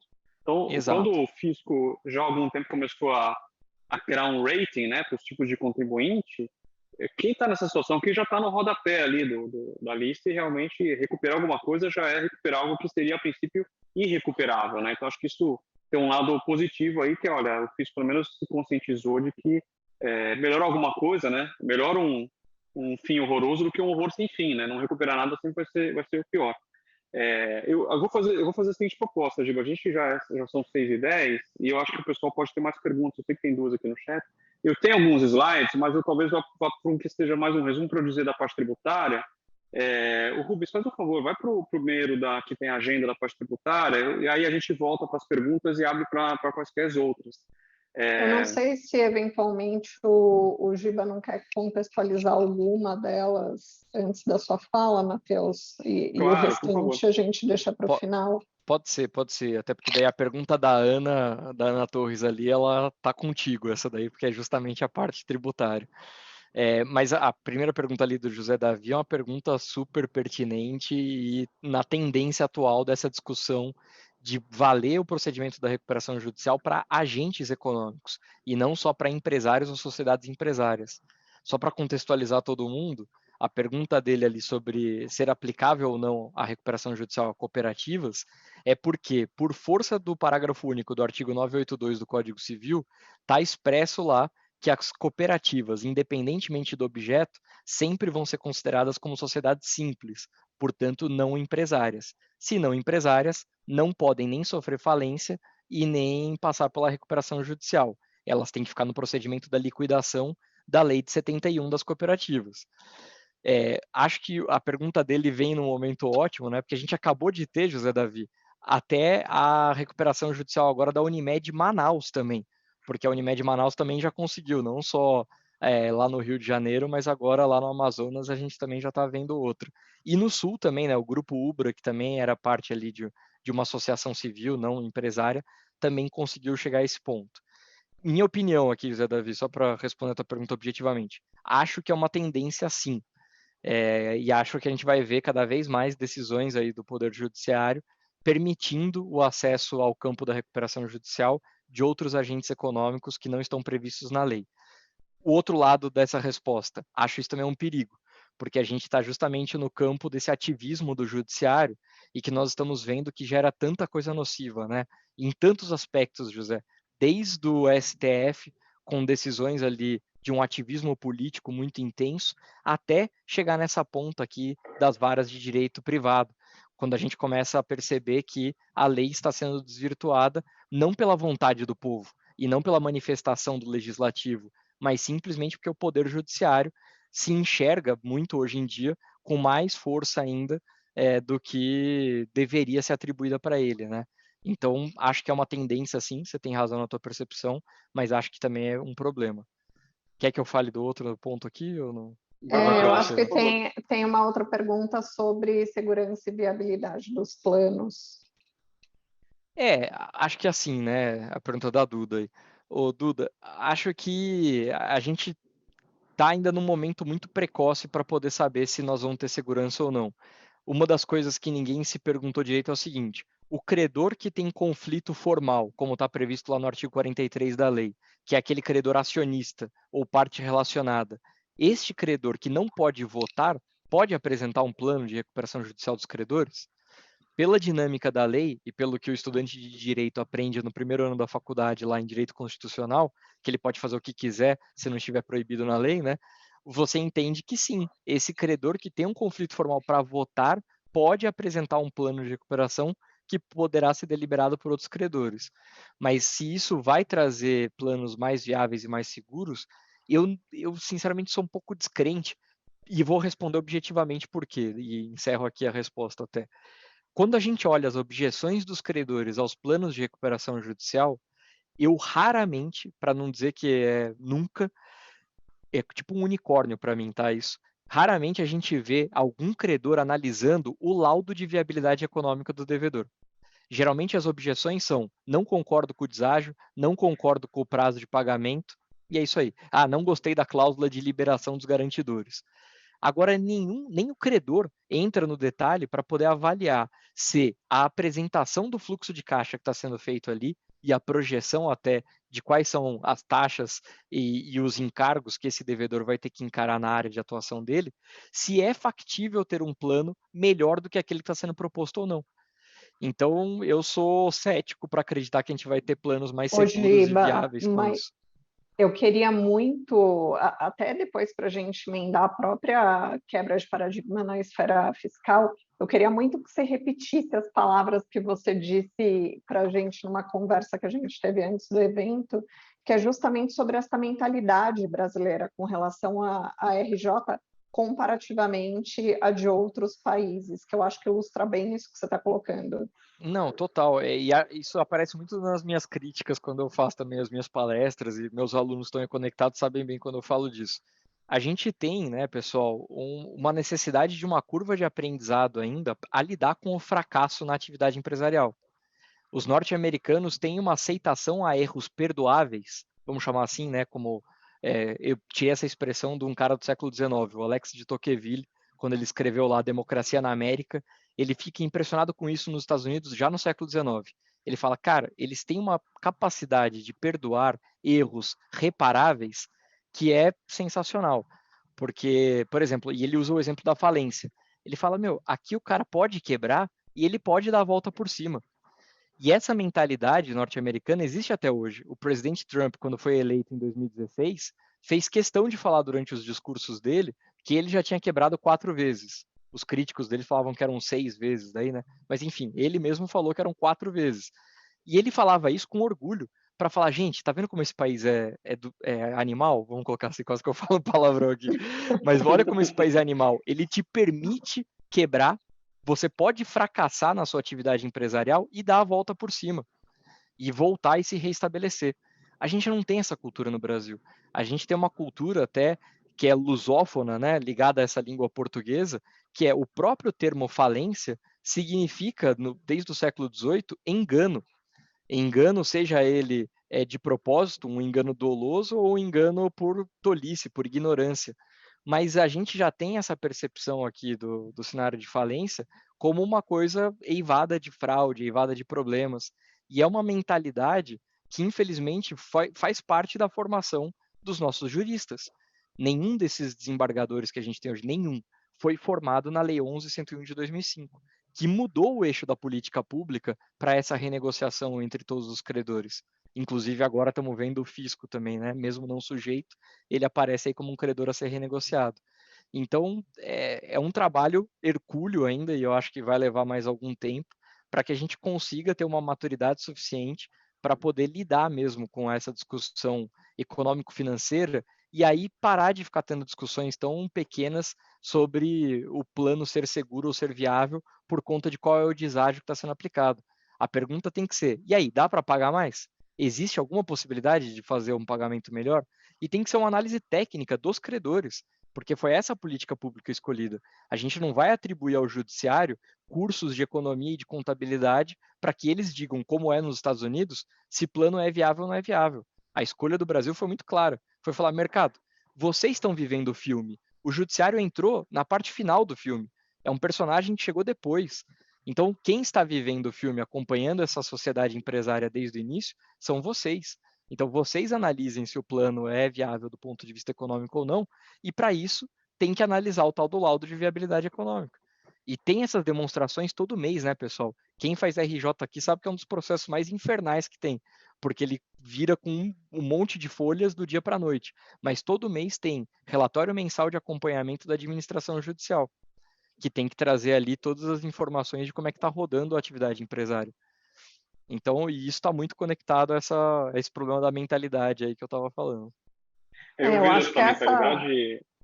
Desculpa, Fer, só para complementar, eu vejo essa mentalidade trabalhando muito da nossa parte também, porque a falência é sinônimo de morte, né? Não é um aprendizado. Eu nunca he visto como um aprendizado, mas como algo realmente fatal.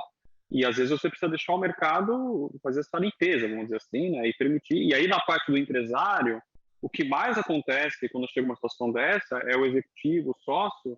A empresa já não está funcionando, o fisco, como a gente diz, é o último a aparecer ali. Ele até vai lá e encerra a empresa, devolve o imóvel onde ele está eventualmente instalado, mas ele não consegue avisar o fisco que ele não vai ter mais aquele endereço, porque o endereço é o cadastro. Só que sem a certidão negativa e sem nada disso ele consegue encerrar. Aí o fisco vai lá buscar a satisfação do crédito, não existe mais o estabelecimento, e aí fala, ó, você encerrou irregularmente o seu negócio, e aí gera inclusive responsabilidade do sócio. Então parece uma pegadinha, né? Você não consegue simplesmente dizer, olha, deu errado, acabou. Você, ao tentar fazer o que dá para fazer, né? Devolver o estabelecimento, o que for, você assume responsabilidade pessoal pela dívida do negócio. E o negócio até só tem duas formas, ou ele deu certo ou deu errado. E quando ele dá errado, ele dá muito errado, infelizmente. Então tem um caminho grande para se perseguir, para se percorrer ainda nessa parte. Desculpa, Fer, você diz alguma coisa, eu te interrompi. Não, eu ia justamente engatar aqui os principais pontos tributários, só para a gente tentar não passar muito do tempo, iniciando justamente por essa questão da quebra de paradigma, dessa mudança cultural que é buscada também pelo fisco e que, aliás, já vinha sendo buscada fora desse ambiente da RJ. Então, quando se começou com esse processo de transação tributária, os contribuintes olharam para isso com muito ceticismo, justamente por conta dessa falta de cultura de negociação em geral, né? Especialmente quando se coloca na mesa o fisco.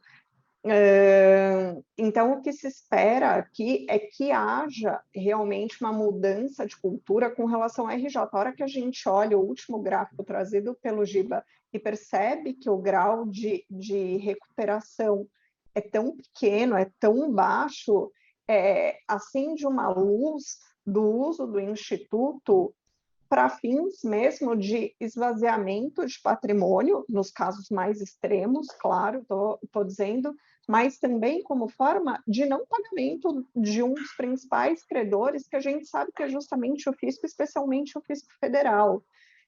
Então, eu acho que não é muito da realidade que o Gilberto vive no escritório dele, mas a gente sabe que é um pouco do que ele colocou, quando você olha de uma forma mais ampla para o Instituto da RJ, é isso que se vê, é o uso do Instituto com uma outra finalidade que não a de efetiva negociação com os credores. E eu acho que é isso que é trazido à luz com a alteração dessa lei. Então, com relação à esfera tributária propriamente dita, a abertura dos débitos tributários logo no início da RJ, a necessidade de apresentação de CND chama justamente o devedor a essa negociação com o fisco. Então, são abertos diversos institutos para que esse devedor mostre ao menos a sua boa vontade de sentar à mesa com esses credores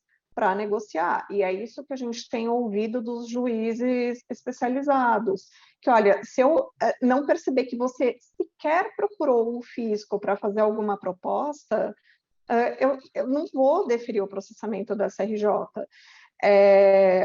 E aí eu já vou puxar aqui um dos pontos sobre os quais a gente queria dizer, que é a possibilidade de transação individual, independentemente do valor do débito tributário. Isso é uma coisa super importante, porque quando a gente passa para a esfera fora da RJ, eu só tenho a possibilidade de apresentar um plano de negociação dos meus débitos federais se eles forem superiores a 10 milhões. E aqui eu estou falando de débitos de qualquer valor, então eu tenho essa possibilidade de efetiva negociação com a Procuradoria, qualquer que seja o valor do meu débito. É muito relevante a gente trazer isso nesse ambiente de mudança cultural mesmo. E aí eu passo a palavra, Matheus. Não, eu 100% de acordo, Fer. Eu nem preciso passar pelos slides, acho que tem 3 grandes coisas na parte tributária que a gente pode dizer. A primeira, a Fernanda já bem esclareceu, quebra de paradigma. O fisco parece que ficava um pouco no acostamento ali, e agora ele foi chamado para colocar. E eu acho que o judiciário tende, um pouco do que o Giba trouxe aqui, tende a dizer o seguinte: olha, vocês precisam se entender, eu só cheguei no capítulo final do filme, eu não posso agora assumir o timão e resolver essa história. E ao trazer a importância para o fisco, né, aos juízes dizerem, olha, se nem trouxer uma evidenciação de que você está já conversando com o fisco, eu não vou nem querer te ouvir, os outros credores começam a pressionar por isso também, né? Porque está todo mundo de mão dada agora. Olha, o plano não vai andar, a gente não vai receber nada se você, devedor, também não equalizar o lado perante o fisco. Do lado do fisco, o que a gente pode dizer, né, ao ouvir os procuradores, os colegas, é que eu quando há algum tempo atrás eu estudei no exterior, eu fiquei impressionado como lá fora os professores, os colegas no meio acadêmico profissional também eram servidores públicos, também eram fiscais, procuradores, etc. E aqui no Brasil eu especialmente cresci numa época ainda que parecia que era tipo, eu costumo fazer essa brincadeira, réptil e anfíbio, eram espécies diferentes, assim, gêneros diferentes. O procurador nunca conversava, né, com o advogado da parte. O que a gente vê hoje o Brasil está sendo, vamos dizer assim, chamado a mudar essa postura, né? Até para poder entrar no OCDE, tributação internacional, tudo isso tem mudado. O fisco está sendo muito mais convidativo, muito mais. A gente nunca viu tantas audiências públicas até para se discutir mudanças legislativas do lado tributário. E os procuradores nesse tema RJ estão dizendo: queremos conversar. A gente está dizendo: olha, a gente agora vai entrar no processo, vai ser importante, a gente quer conversar. Então, teve essa notícia de que teve um pedido de convolução em falência e tal. Eles fizeram questão de dizer: olha, não, isso aqui foi uma exceção, tinha uma questão de fraude envolvida, não é só uma dívida. Mas, assim, tem um instrumento normativo que nos permite dar desconto, e descontos relevantes, dá prazo. Então, venham conversar. Tem lá uma plataforma eletrônica, né, Regularize, que você já consegue entrar lá e já simular quanto que seriam suas parcelas, e eles estão super receptivos com relação a isso. Então, a mudança de paradigma parece que já foi incorporada do lado deles e o judiciário tende a encampar. E aí, acho que naturalmente o mercado, os outros credores vão dizer: olha, temos que acertar isso, senão fica todo mundo preso no mesmo buraco, né? A gente não vai conseguir nunca andar. E dos detalhes, né? Sempre uma pergunta aqui, as transações, eu vou pedir para o Rubens ir para o próximo slide, que tem, primeiro, a opção de parcelamento. O que mudou principalmente aqui é o prazo, que foi para até 10 anos, né? E a possibilidade de usar prejuízo, isso costuma ser algo muito útil, porque prejuízo é aquela história, né? Você tem, normalmente ele já está acumulado, porque a empresa já está operando no negativo há muito tempo, e ele tinha até então muito limite para poder ser utilizado, porque ele só servia para usar, para pagar imposto de renda e contribuição social. Tecnicamente é prejuízo fiscal e base negativa, né? CSF. Só podia usar para esses dois tributos, mas eu já não estou gerando tributo, eu já estou operando no negativo, então ficava meio que um ativo perdido ali, né? Agora, a lei do parcelamento, né, a regulamentação permite que você use esse crédito para bater do seu passivo, o que tem um senso de equidade, né? É o mesmo bolso, né?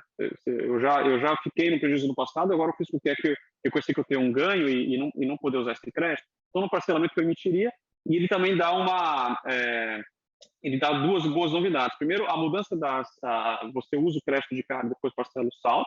E as parcelas também tendem a mudar o tamanho delas de acordo com o prazo. Ou seja, no começo, quando você ainda está meio que resolvendo a casa, ela tende a ser mais amena e depois ela pode subir. Além disso, uma coisa que é muito novidade é tributos retidos na fonte, ou mesmo o saldo de FGTS, que normalmente tem até inclusive crime de apropriação de débito envolvido, agora se permite parcelamento.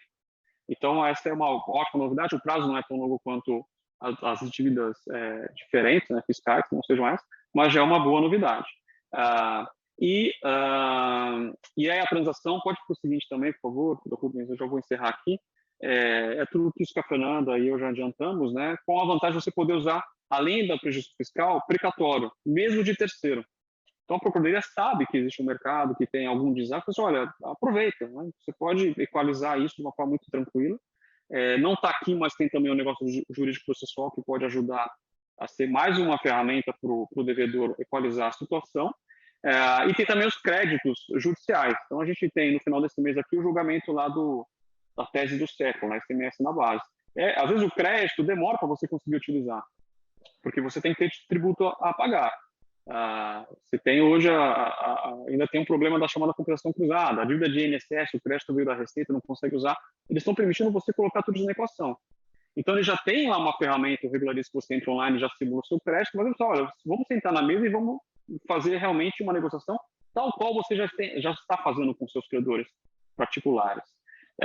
E aí, só se você deixar de cumprir essas condições, é que a gente pode, de fato, ir lá e pedir a sua quebra.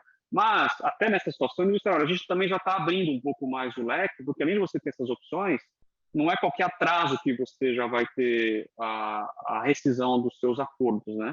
Acho que está no próximo slide, Rubens, por favor. São 6 seguidas ou 9 alternadas, né? Isso, normalmente eram 3, né? 3 seguidas ou 5 alternadas, agora eles aumentaram essa situação. E passivos que apareçam depois, você tem 90 dias para equalizar eles. E aqui, uma mudança também importante, desculpem jogar tanta informação, mas estou tentando cobrir tudo aqui. Outra informação importante é que antes você era tudo ou nada, ou se jogava pelo passivo ou não. Agora eles falam, não, você pode transacionar ou parcelar um pedaço e continuar brigando pelo outro. É que você vai precisar ter suspensão garantindo aquele outro pedaço para poder ter aprovação. Mas eu posso, como contribuinte, ver, bom, então vou fazer um plano aqui, vou pegar as garantias que eu tenho nas execuções, que eu sei que eu tenho prognóstico de risco remoto, vou transacionar, liberar essa garantia, colocar naquela outra que eu acho que eu tenho chance de... Então, dá para fazer muito mais do que vinha sendo feito até hoje. Então, assim, mudou o paradigma, tem muita opção para sentar e negociar com o fisco, com a Procuradoria. Fica uma grande dúvida que a Fernanda já adiantou de o que fazer com estados e municípios. As procuradoras falaram, vão ter que correr atrás, vai ser uma pressão natural para que isso seja equalizado, não vai servir só aquele convênio do ICMS que o Giba comentou do prazo, né? E dentro da lei, aqui sim, encerrando, houve algumas outras alterações que tinham sido vetadas e o veto foi derrubado. Uma delas foi objeto da pergunta da Ana, né, sobre o 50A, o haircut, que é aquilo que o Giba comentou no começo, quando tem um desconto, dá para a gente ficar uma semana fazendo um congresso aqui se o desconto da dívida é receita ou não é, mas assim, via de regra, viraria um resultado positivo. Tem uma tese jurídica de que não poderia ser, porque isso é uma redução de passivo e não é receita propriamente dita, né?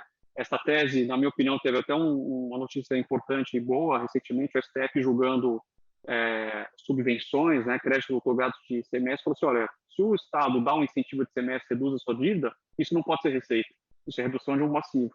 Esse raciocínio o contribuinte, o devedor aqui poderia usar para dizer que então não deveria pagar PIS, por exemplo. Mas a lei resolveu isso. Com a queda do veto, voltou a valer a proposta original, então o haircut, que é sempre um grande problema, não paga PIS e IRCS pagaria, mas com a vantagem de poder usar os prejuízos acumulados. Então, talvez isso responda a pergunta da Ana Torres, Ana. Você pode me complementar aqui se você quiser, senão a gente coloca mais adiante também. E mais alguns detalhes que vieram na lei, pode ir adiante também, Rubens, que foram depois objeto de veto e caíram, estavam ligados à sucessão, né, na alienação, e alguns outros detalhes. Mas acho que o big picture é isso. Mudou o paradigma, a Procuradoria, o fisco está aberto à conversa e criou instrumentos, e a lei ainda trouxe algumas vantagens, especialmente o PIS/COFINS não incidir sobre o haircut, e o prejuízo fiscal é base negativa, que via de regra estão sujeitos àquela trava de 30%, não vai existir a trava para esse mesmo haircut e para ganho de capital na alienação. Então, além de poder ser usado para parcelamento e transação junto, com precatório e outras coisas. Então, assim, está longe de ser uma situação simples, mas tem bastante munição aí para os devedores talvez se preocuparem em equalizar.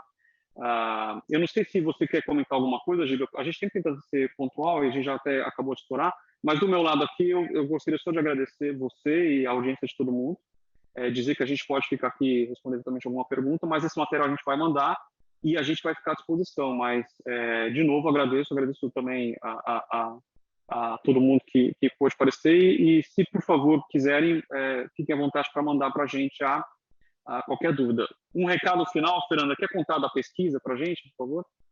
Antes de falar da pesquisa, eu só queria complementar a questão 50A, que é a possibilidade de dedução de todas as despesas dentro da RJ, né, que também está previsto nesse artigo. Acho que é uma previsão bem importante e que, enfim, já foi abordada pela Procuradoria, eles estão absolutamente de acordo. Um outro comentário também na linha do que o Giba tinha falado, de amadurecimento da legislação, especialmente com relação à recuperação extrajudicial. Acho que já houve um aceno da Procuradoria na esfera federal, claro, de que os mesmos benefícios que existem hoje, pelo menos benefícios tributários, vão ser replicados na recuperação extrajudicial. Eu acho que isso já dá um bom indício de como essa legislação vai amadurecer. E ainda, e para finalizar, com relação ao amadurecimento de legislação, acho que vale chamar a atenção para o fato de que muito em breve a Procuradoria, né, enfim, na esfera federal deve ser regulamentado o conceito de devedor contumaz, porque se a gente parar para pensar, né, uma empresa que vai entrar em RJ é um devedor contumaz, falando no sentido mais amplo do termo, mas certamente vai ser regulamentado aí para que seja considerado algum grau de comportamento doloso para esse devedor, e certamente essas pessoas vão ficar fora desse universo da RJ, pelo menos das transações com o Fisco Federal. Então, acho que era Giba, isso. Você quer encerrar com alguma coisa? Perdão, vai lá, Fer. Não, acho que o Giba poderia encerrar com alguma colocação e aí eu falo um pouquinho da pesquisa que a gente vai ter no final. Primeiro agradecer vocês, agradecer todo mundo aí que despendeu essa hora e meia conosco aqui nessa belíssima tarde e noite de quinta-feira. Espero que todos estejam bem aí também e em segurança. Acho que é isso. Se fosse só para eu fazer comentário, acho que meu comentário seria para a Caterine ali da pergunta que ela fez até, né? Teve uma pergunta específica sobre o plano de credores e como é que ficaria aquelas cláusulas que acabam liberando os garantidores. Se a gente estiver falando de plano de credores, todos os credores que concordarem com aquele plano dos credores, por força da previsão expressa na lei, está ali disposto expressamente que abrem mão dessas garantias pessoais. Mas também o legislador só usou o termo pessoas naturais. Se a holding do grupo foi garantidora pessoal, né, avalizou algo, ou é fiadora, ou devedora solidária, ela não estaria ali na literalidade do artigo também. E no plano de recuperação judicial em si, aí, como o Matheus falou, né, caberia uma outra discussão. Só dá para colocar que a gente teve 4 decisões no STJ já, desde 2016 até agora 2021, autorizando essas cláusulas no plano e dizendo que se aplicam a todos os credores. Mas daí é outro encontro para poder falar só disso especificamente. Mas eu agradeço aí, pessoal. A gente que agradece, tá, Giba? E como a todo mundo. Fernando, antes do seu recado final, só dizer uma coisa. Teve um comentário aqui no chat sobre o devedor contumaz, né? Dá para fazer realmente uma semana falando desse assunto. Eu só aviso vocês, tem no nosso canal no YouTube a gravação, vai ter a desse evento, tem a dos anteriores, e eu recomendo para os interessados, tem um muito bacana, 2, na verdade, sobre direito tributário e a sua intersecção com o direito penal, né? E ali a gente explorou bastante esse assunto. O julgamento do STF sobre não pagar imposto ser crime traz discussões profundas, né? Porque, mas tem que ser doloso. Aí o STF falou assim, mas é o dolo de se apropriar do direito, do dinheiro. Mas quando eu já não pago, eu tenho esse dolo. Como é que você diferencia? Uma pergunta muito profunda, né? Como é que você diferencia quem não pagou e está meramente inadimplente do criminoso que se apropriou? Porque, no fundo, o dolo de se apropriar do dinheiro você demonstra ao não pagar. Mas, assim, tá lá o vídeo, tem muita coisa para acontecer, o projeto de lei que está sendo discutido, como a Fernanda colocou, vai ter que responder isso, e isso talvez vai impactar na RJ, né? Porque se for pensar, como a Fernanda colocou, aliás, o ano passado, a maioria das empresas talvez tenha se tornado devedor contumaz, se for levar a ferro e fogo que o STF falou, não é bem por aí, né? Mas, enfim, vamos ter depois a disponibilização do material para vocês por e-mail, e esse vídeo vai ficar também online para quem quiser olhar, e eu convido todos a olhar os outros vídeos que tem lá, e passo para você, Fernanda, por favor. Giba, super obrigada. Foi ótimo. Acho que foi enriquecedor para todos nós. Obrigada mesmo. Obrigada a todo mundo que participou. E eu coloquei no chat um link para uma pesquisa com relação ao evento. Se vocês puderem responder, nos ajuda a pensar nos próximos.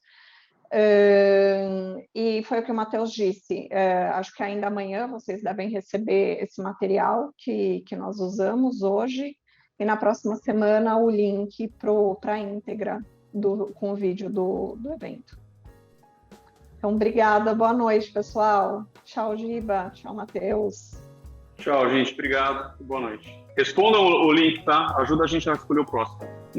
Um abraço. Tchau.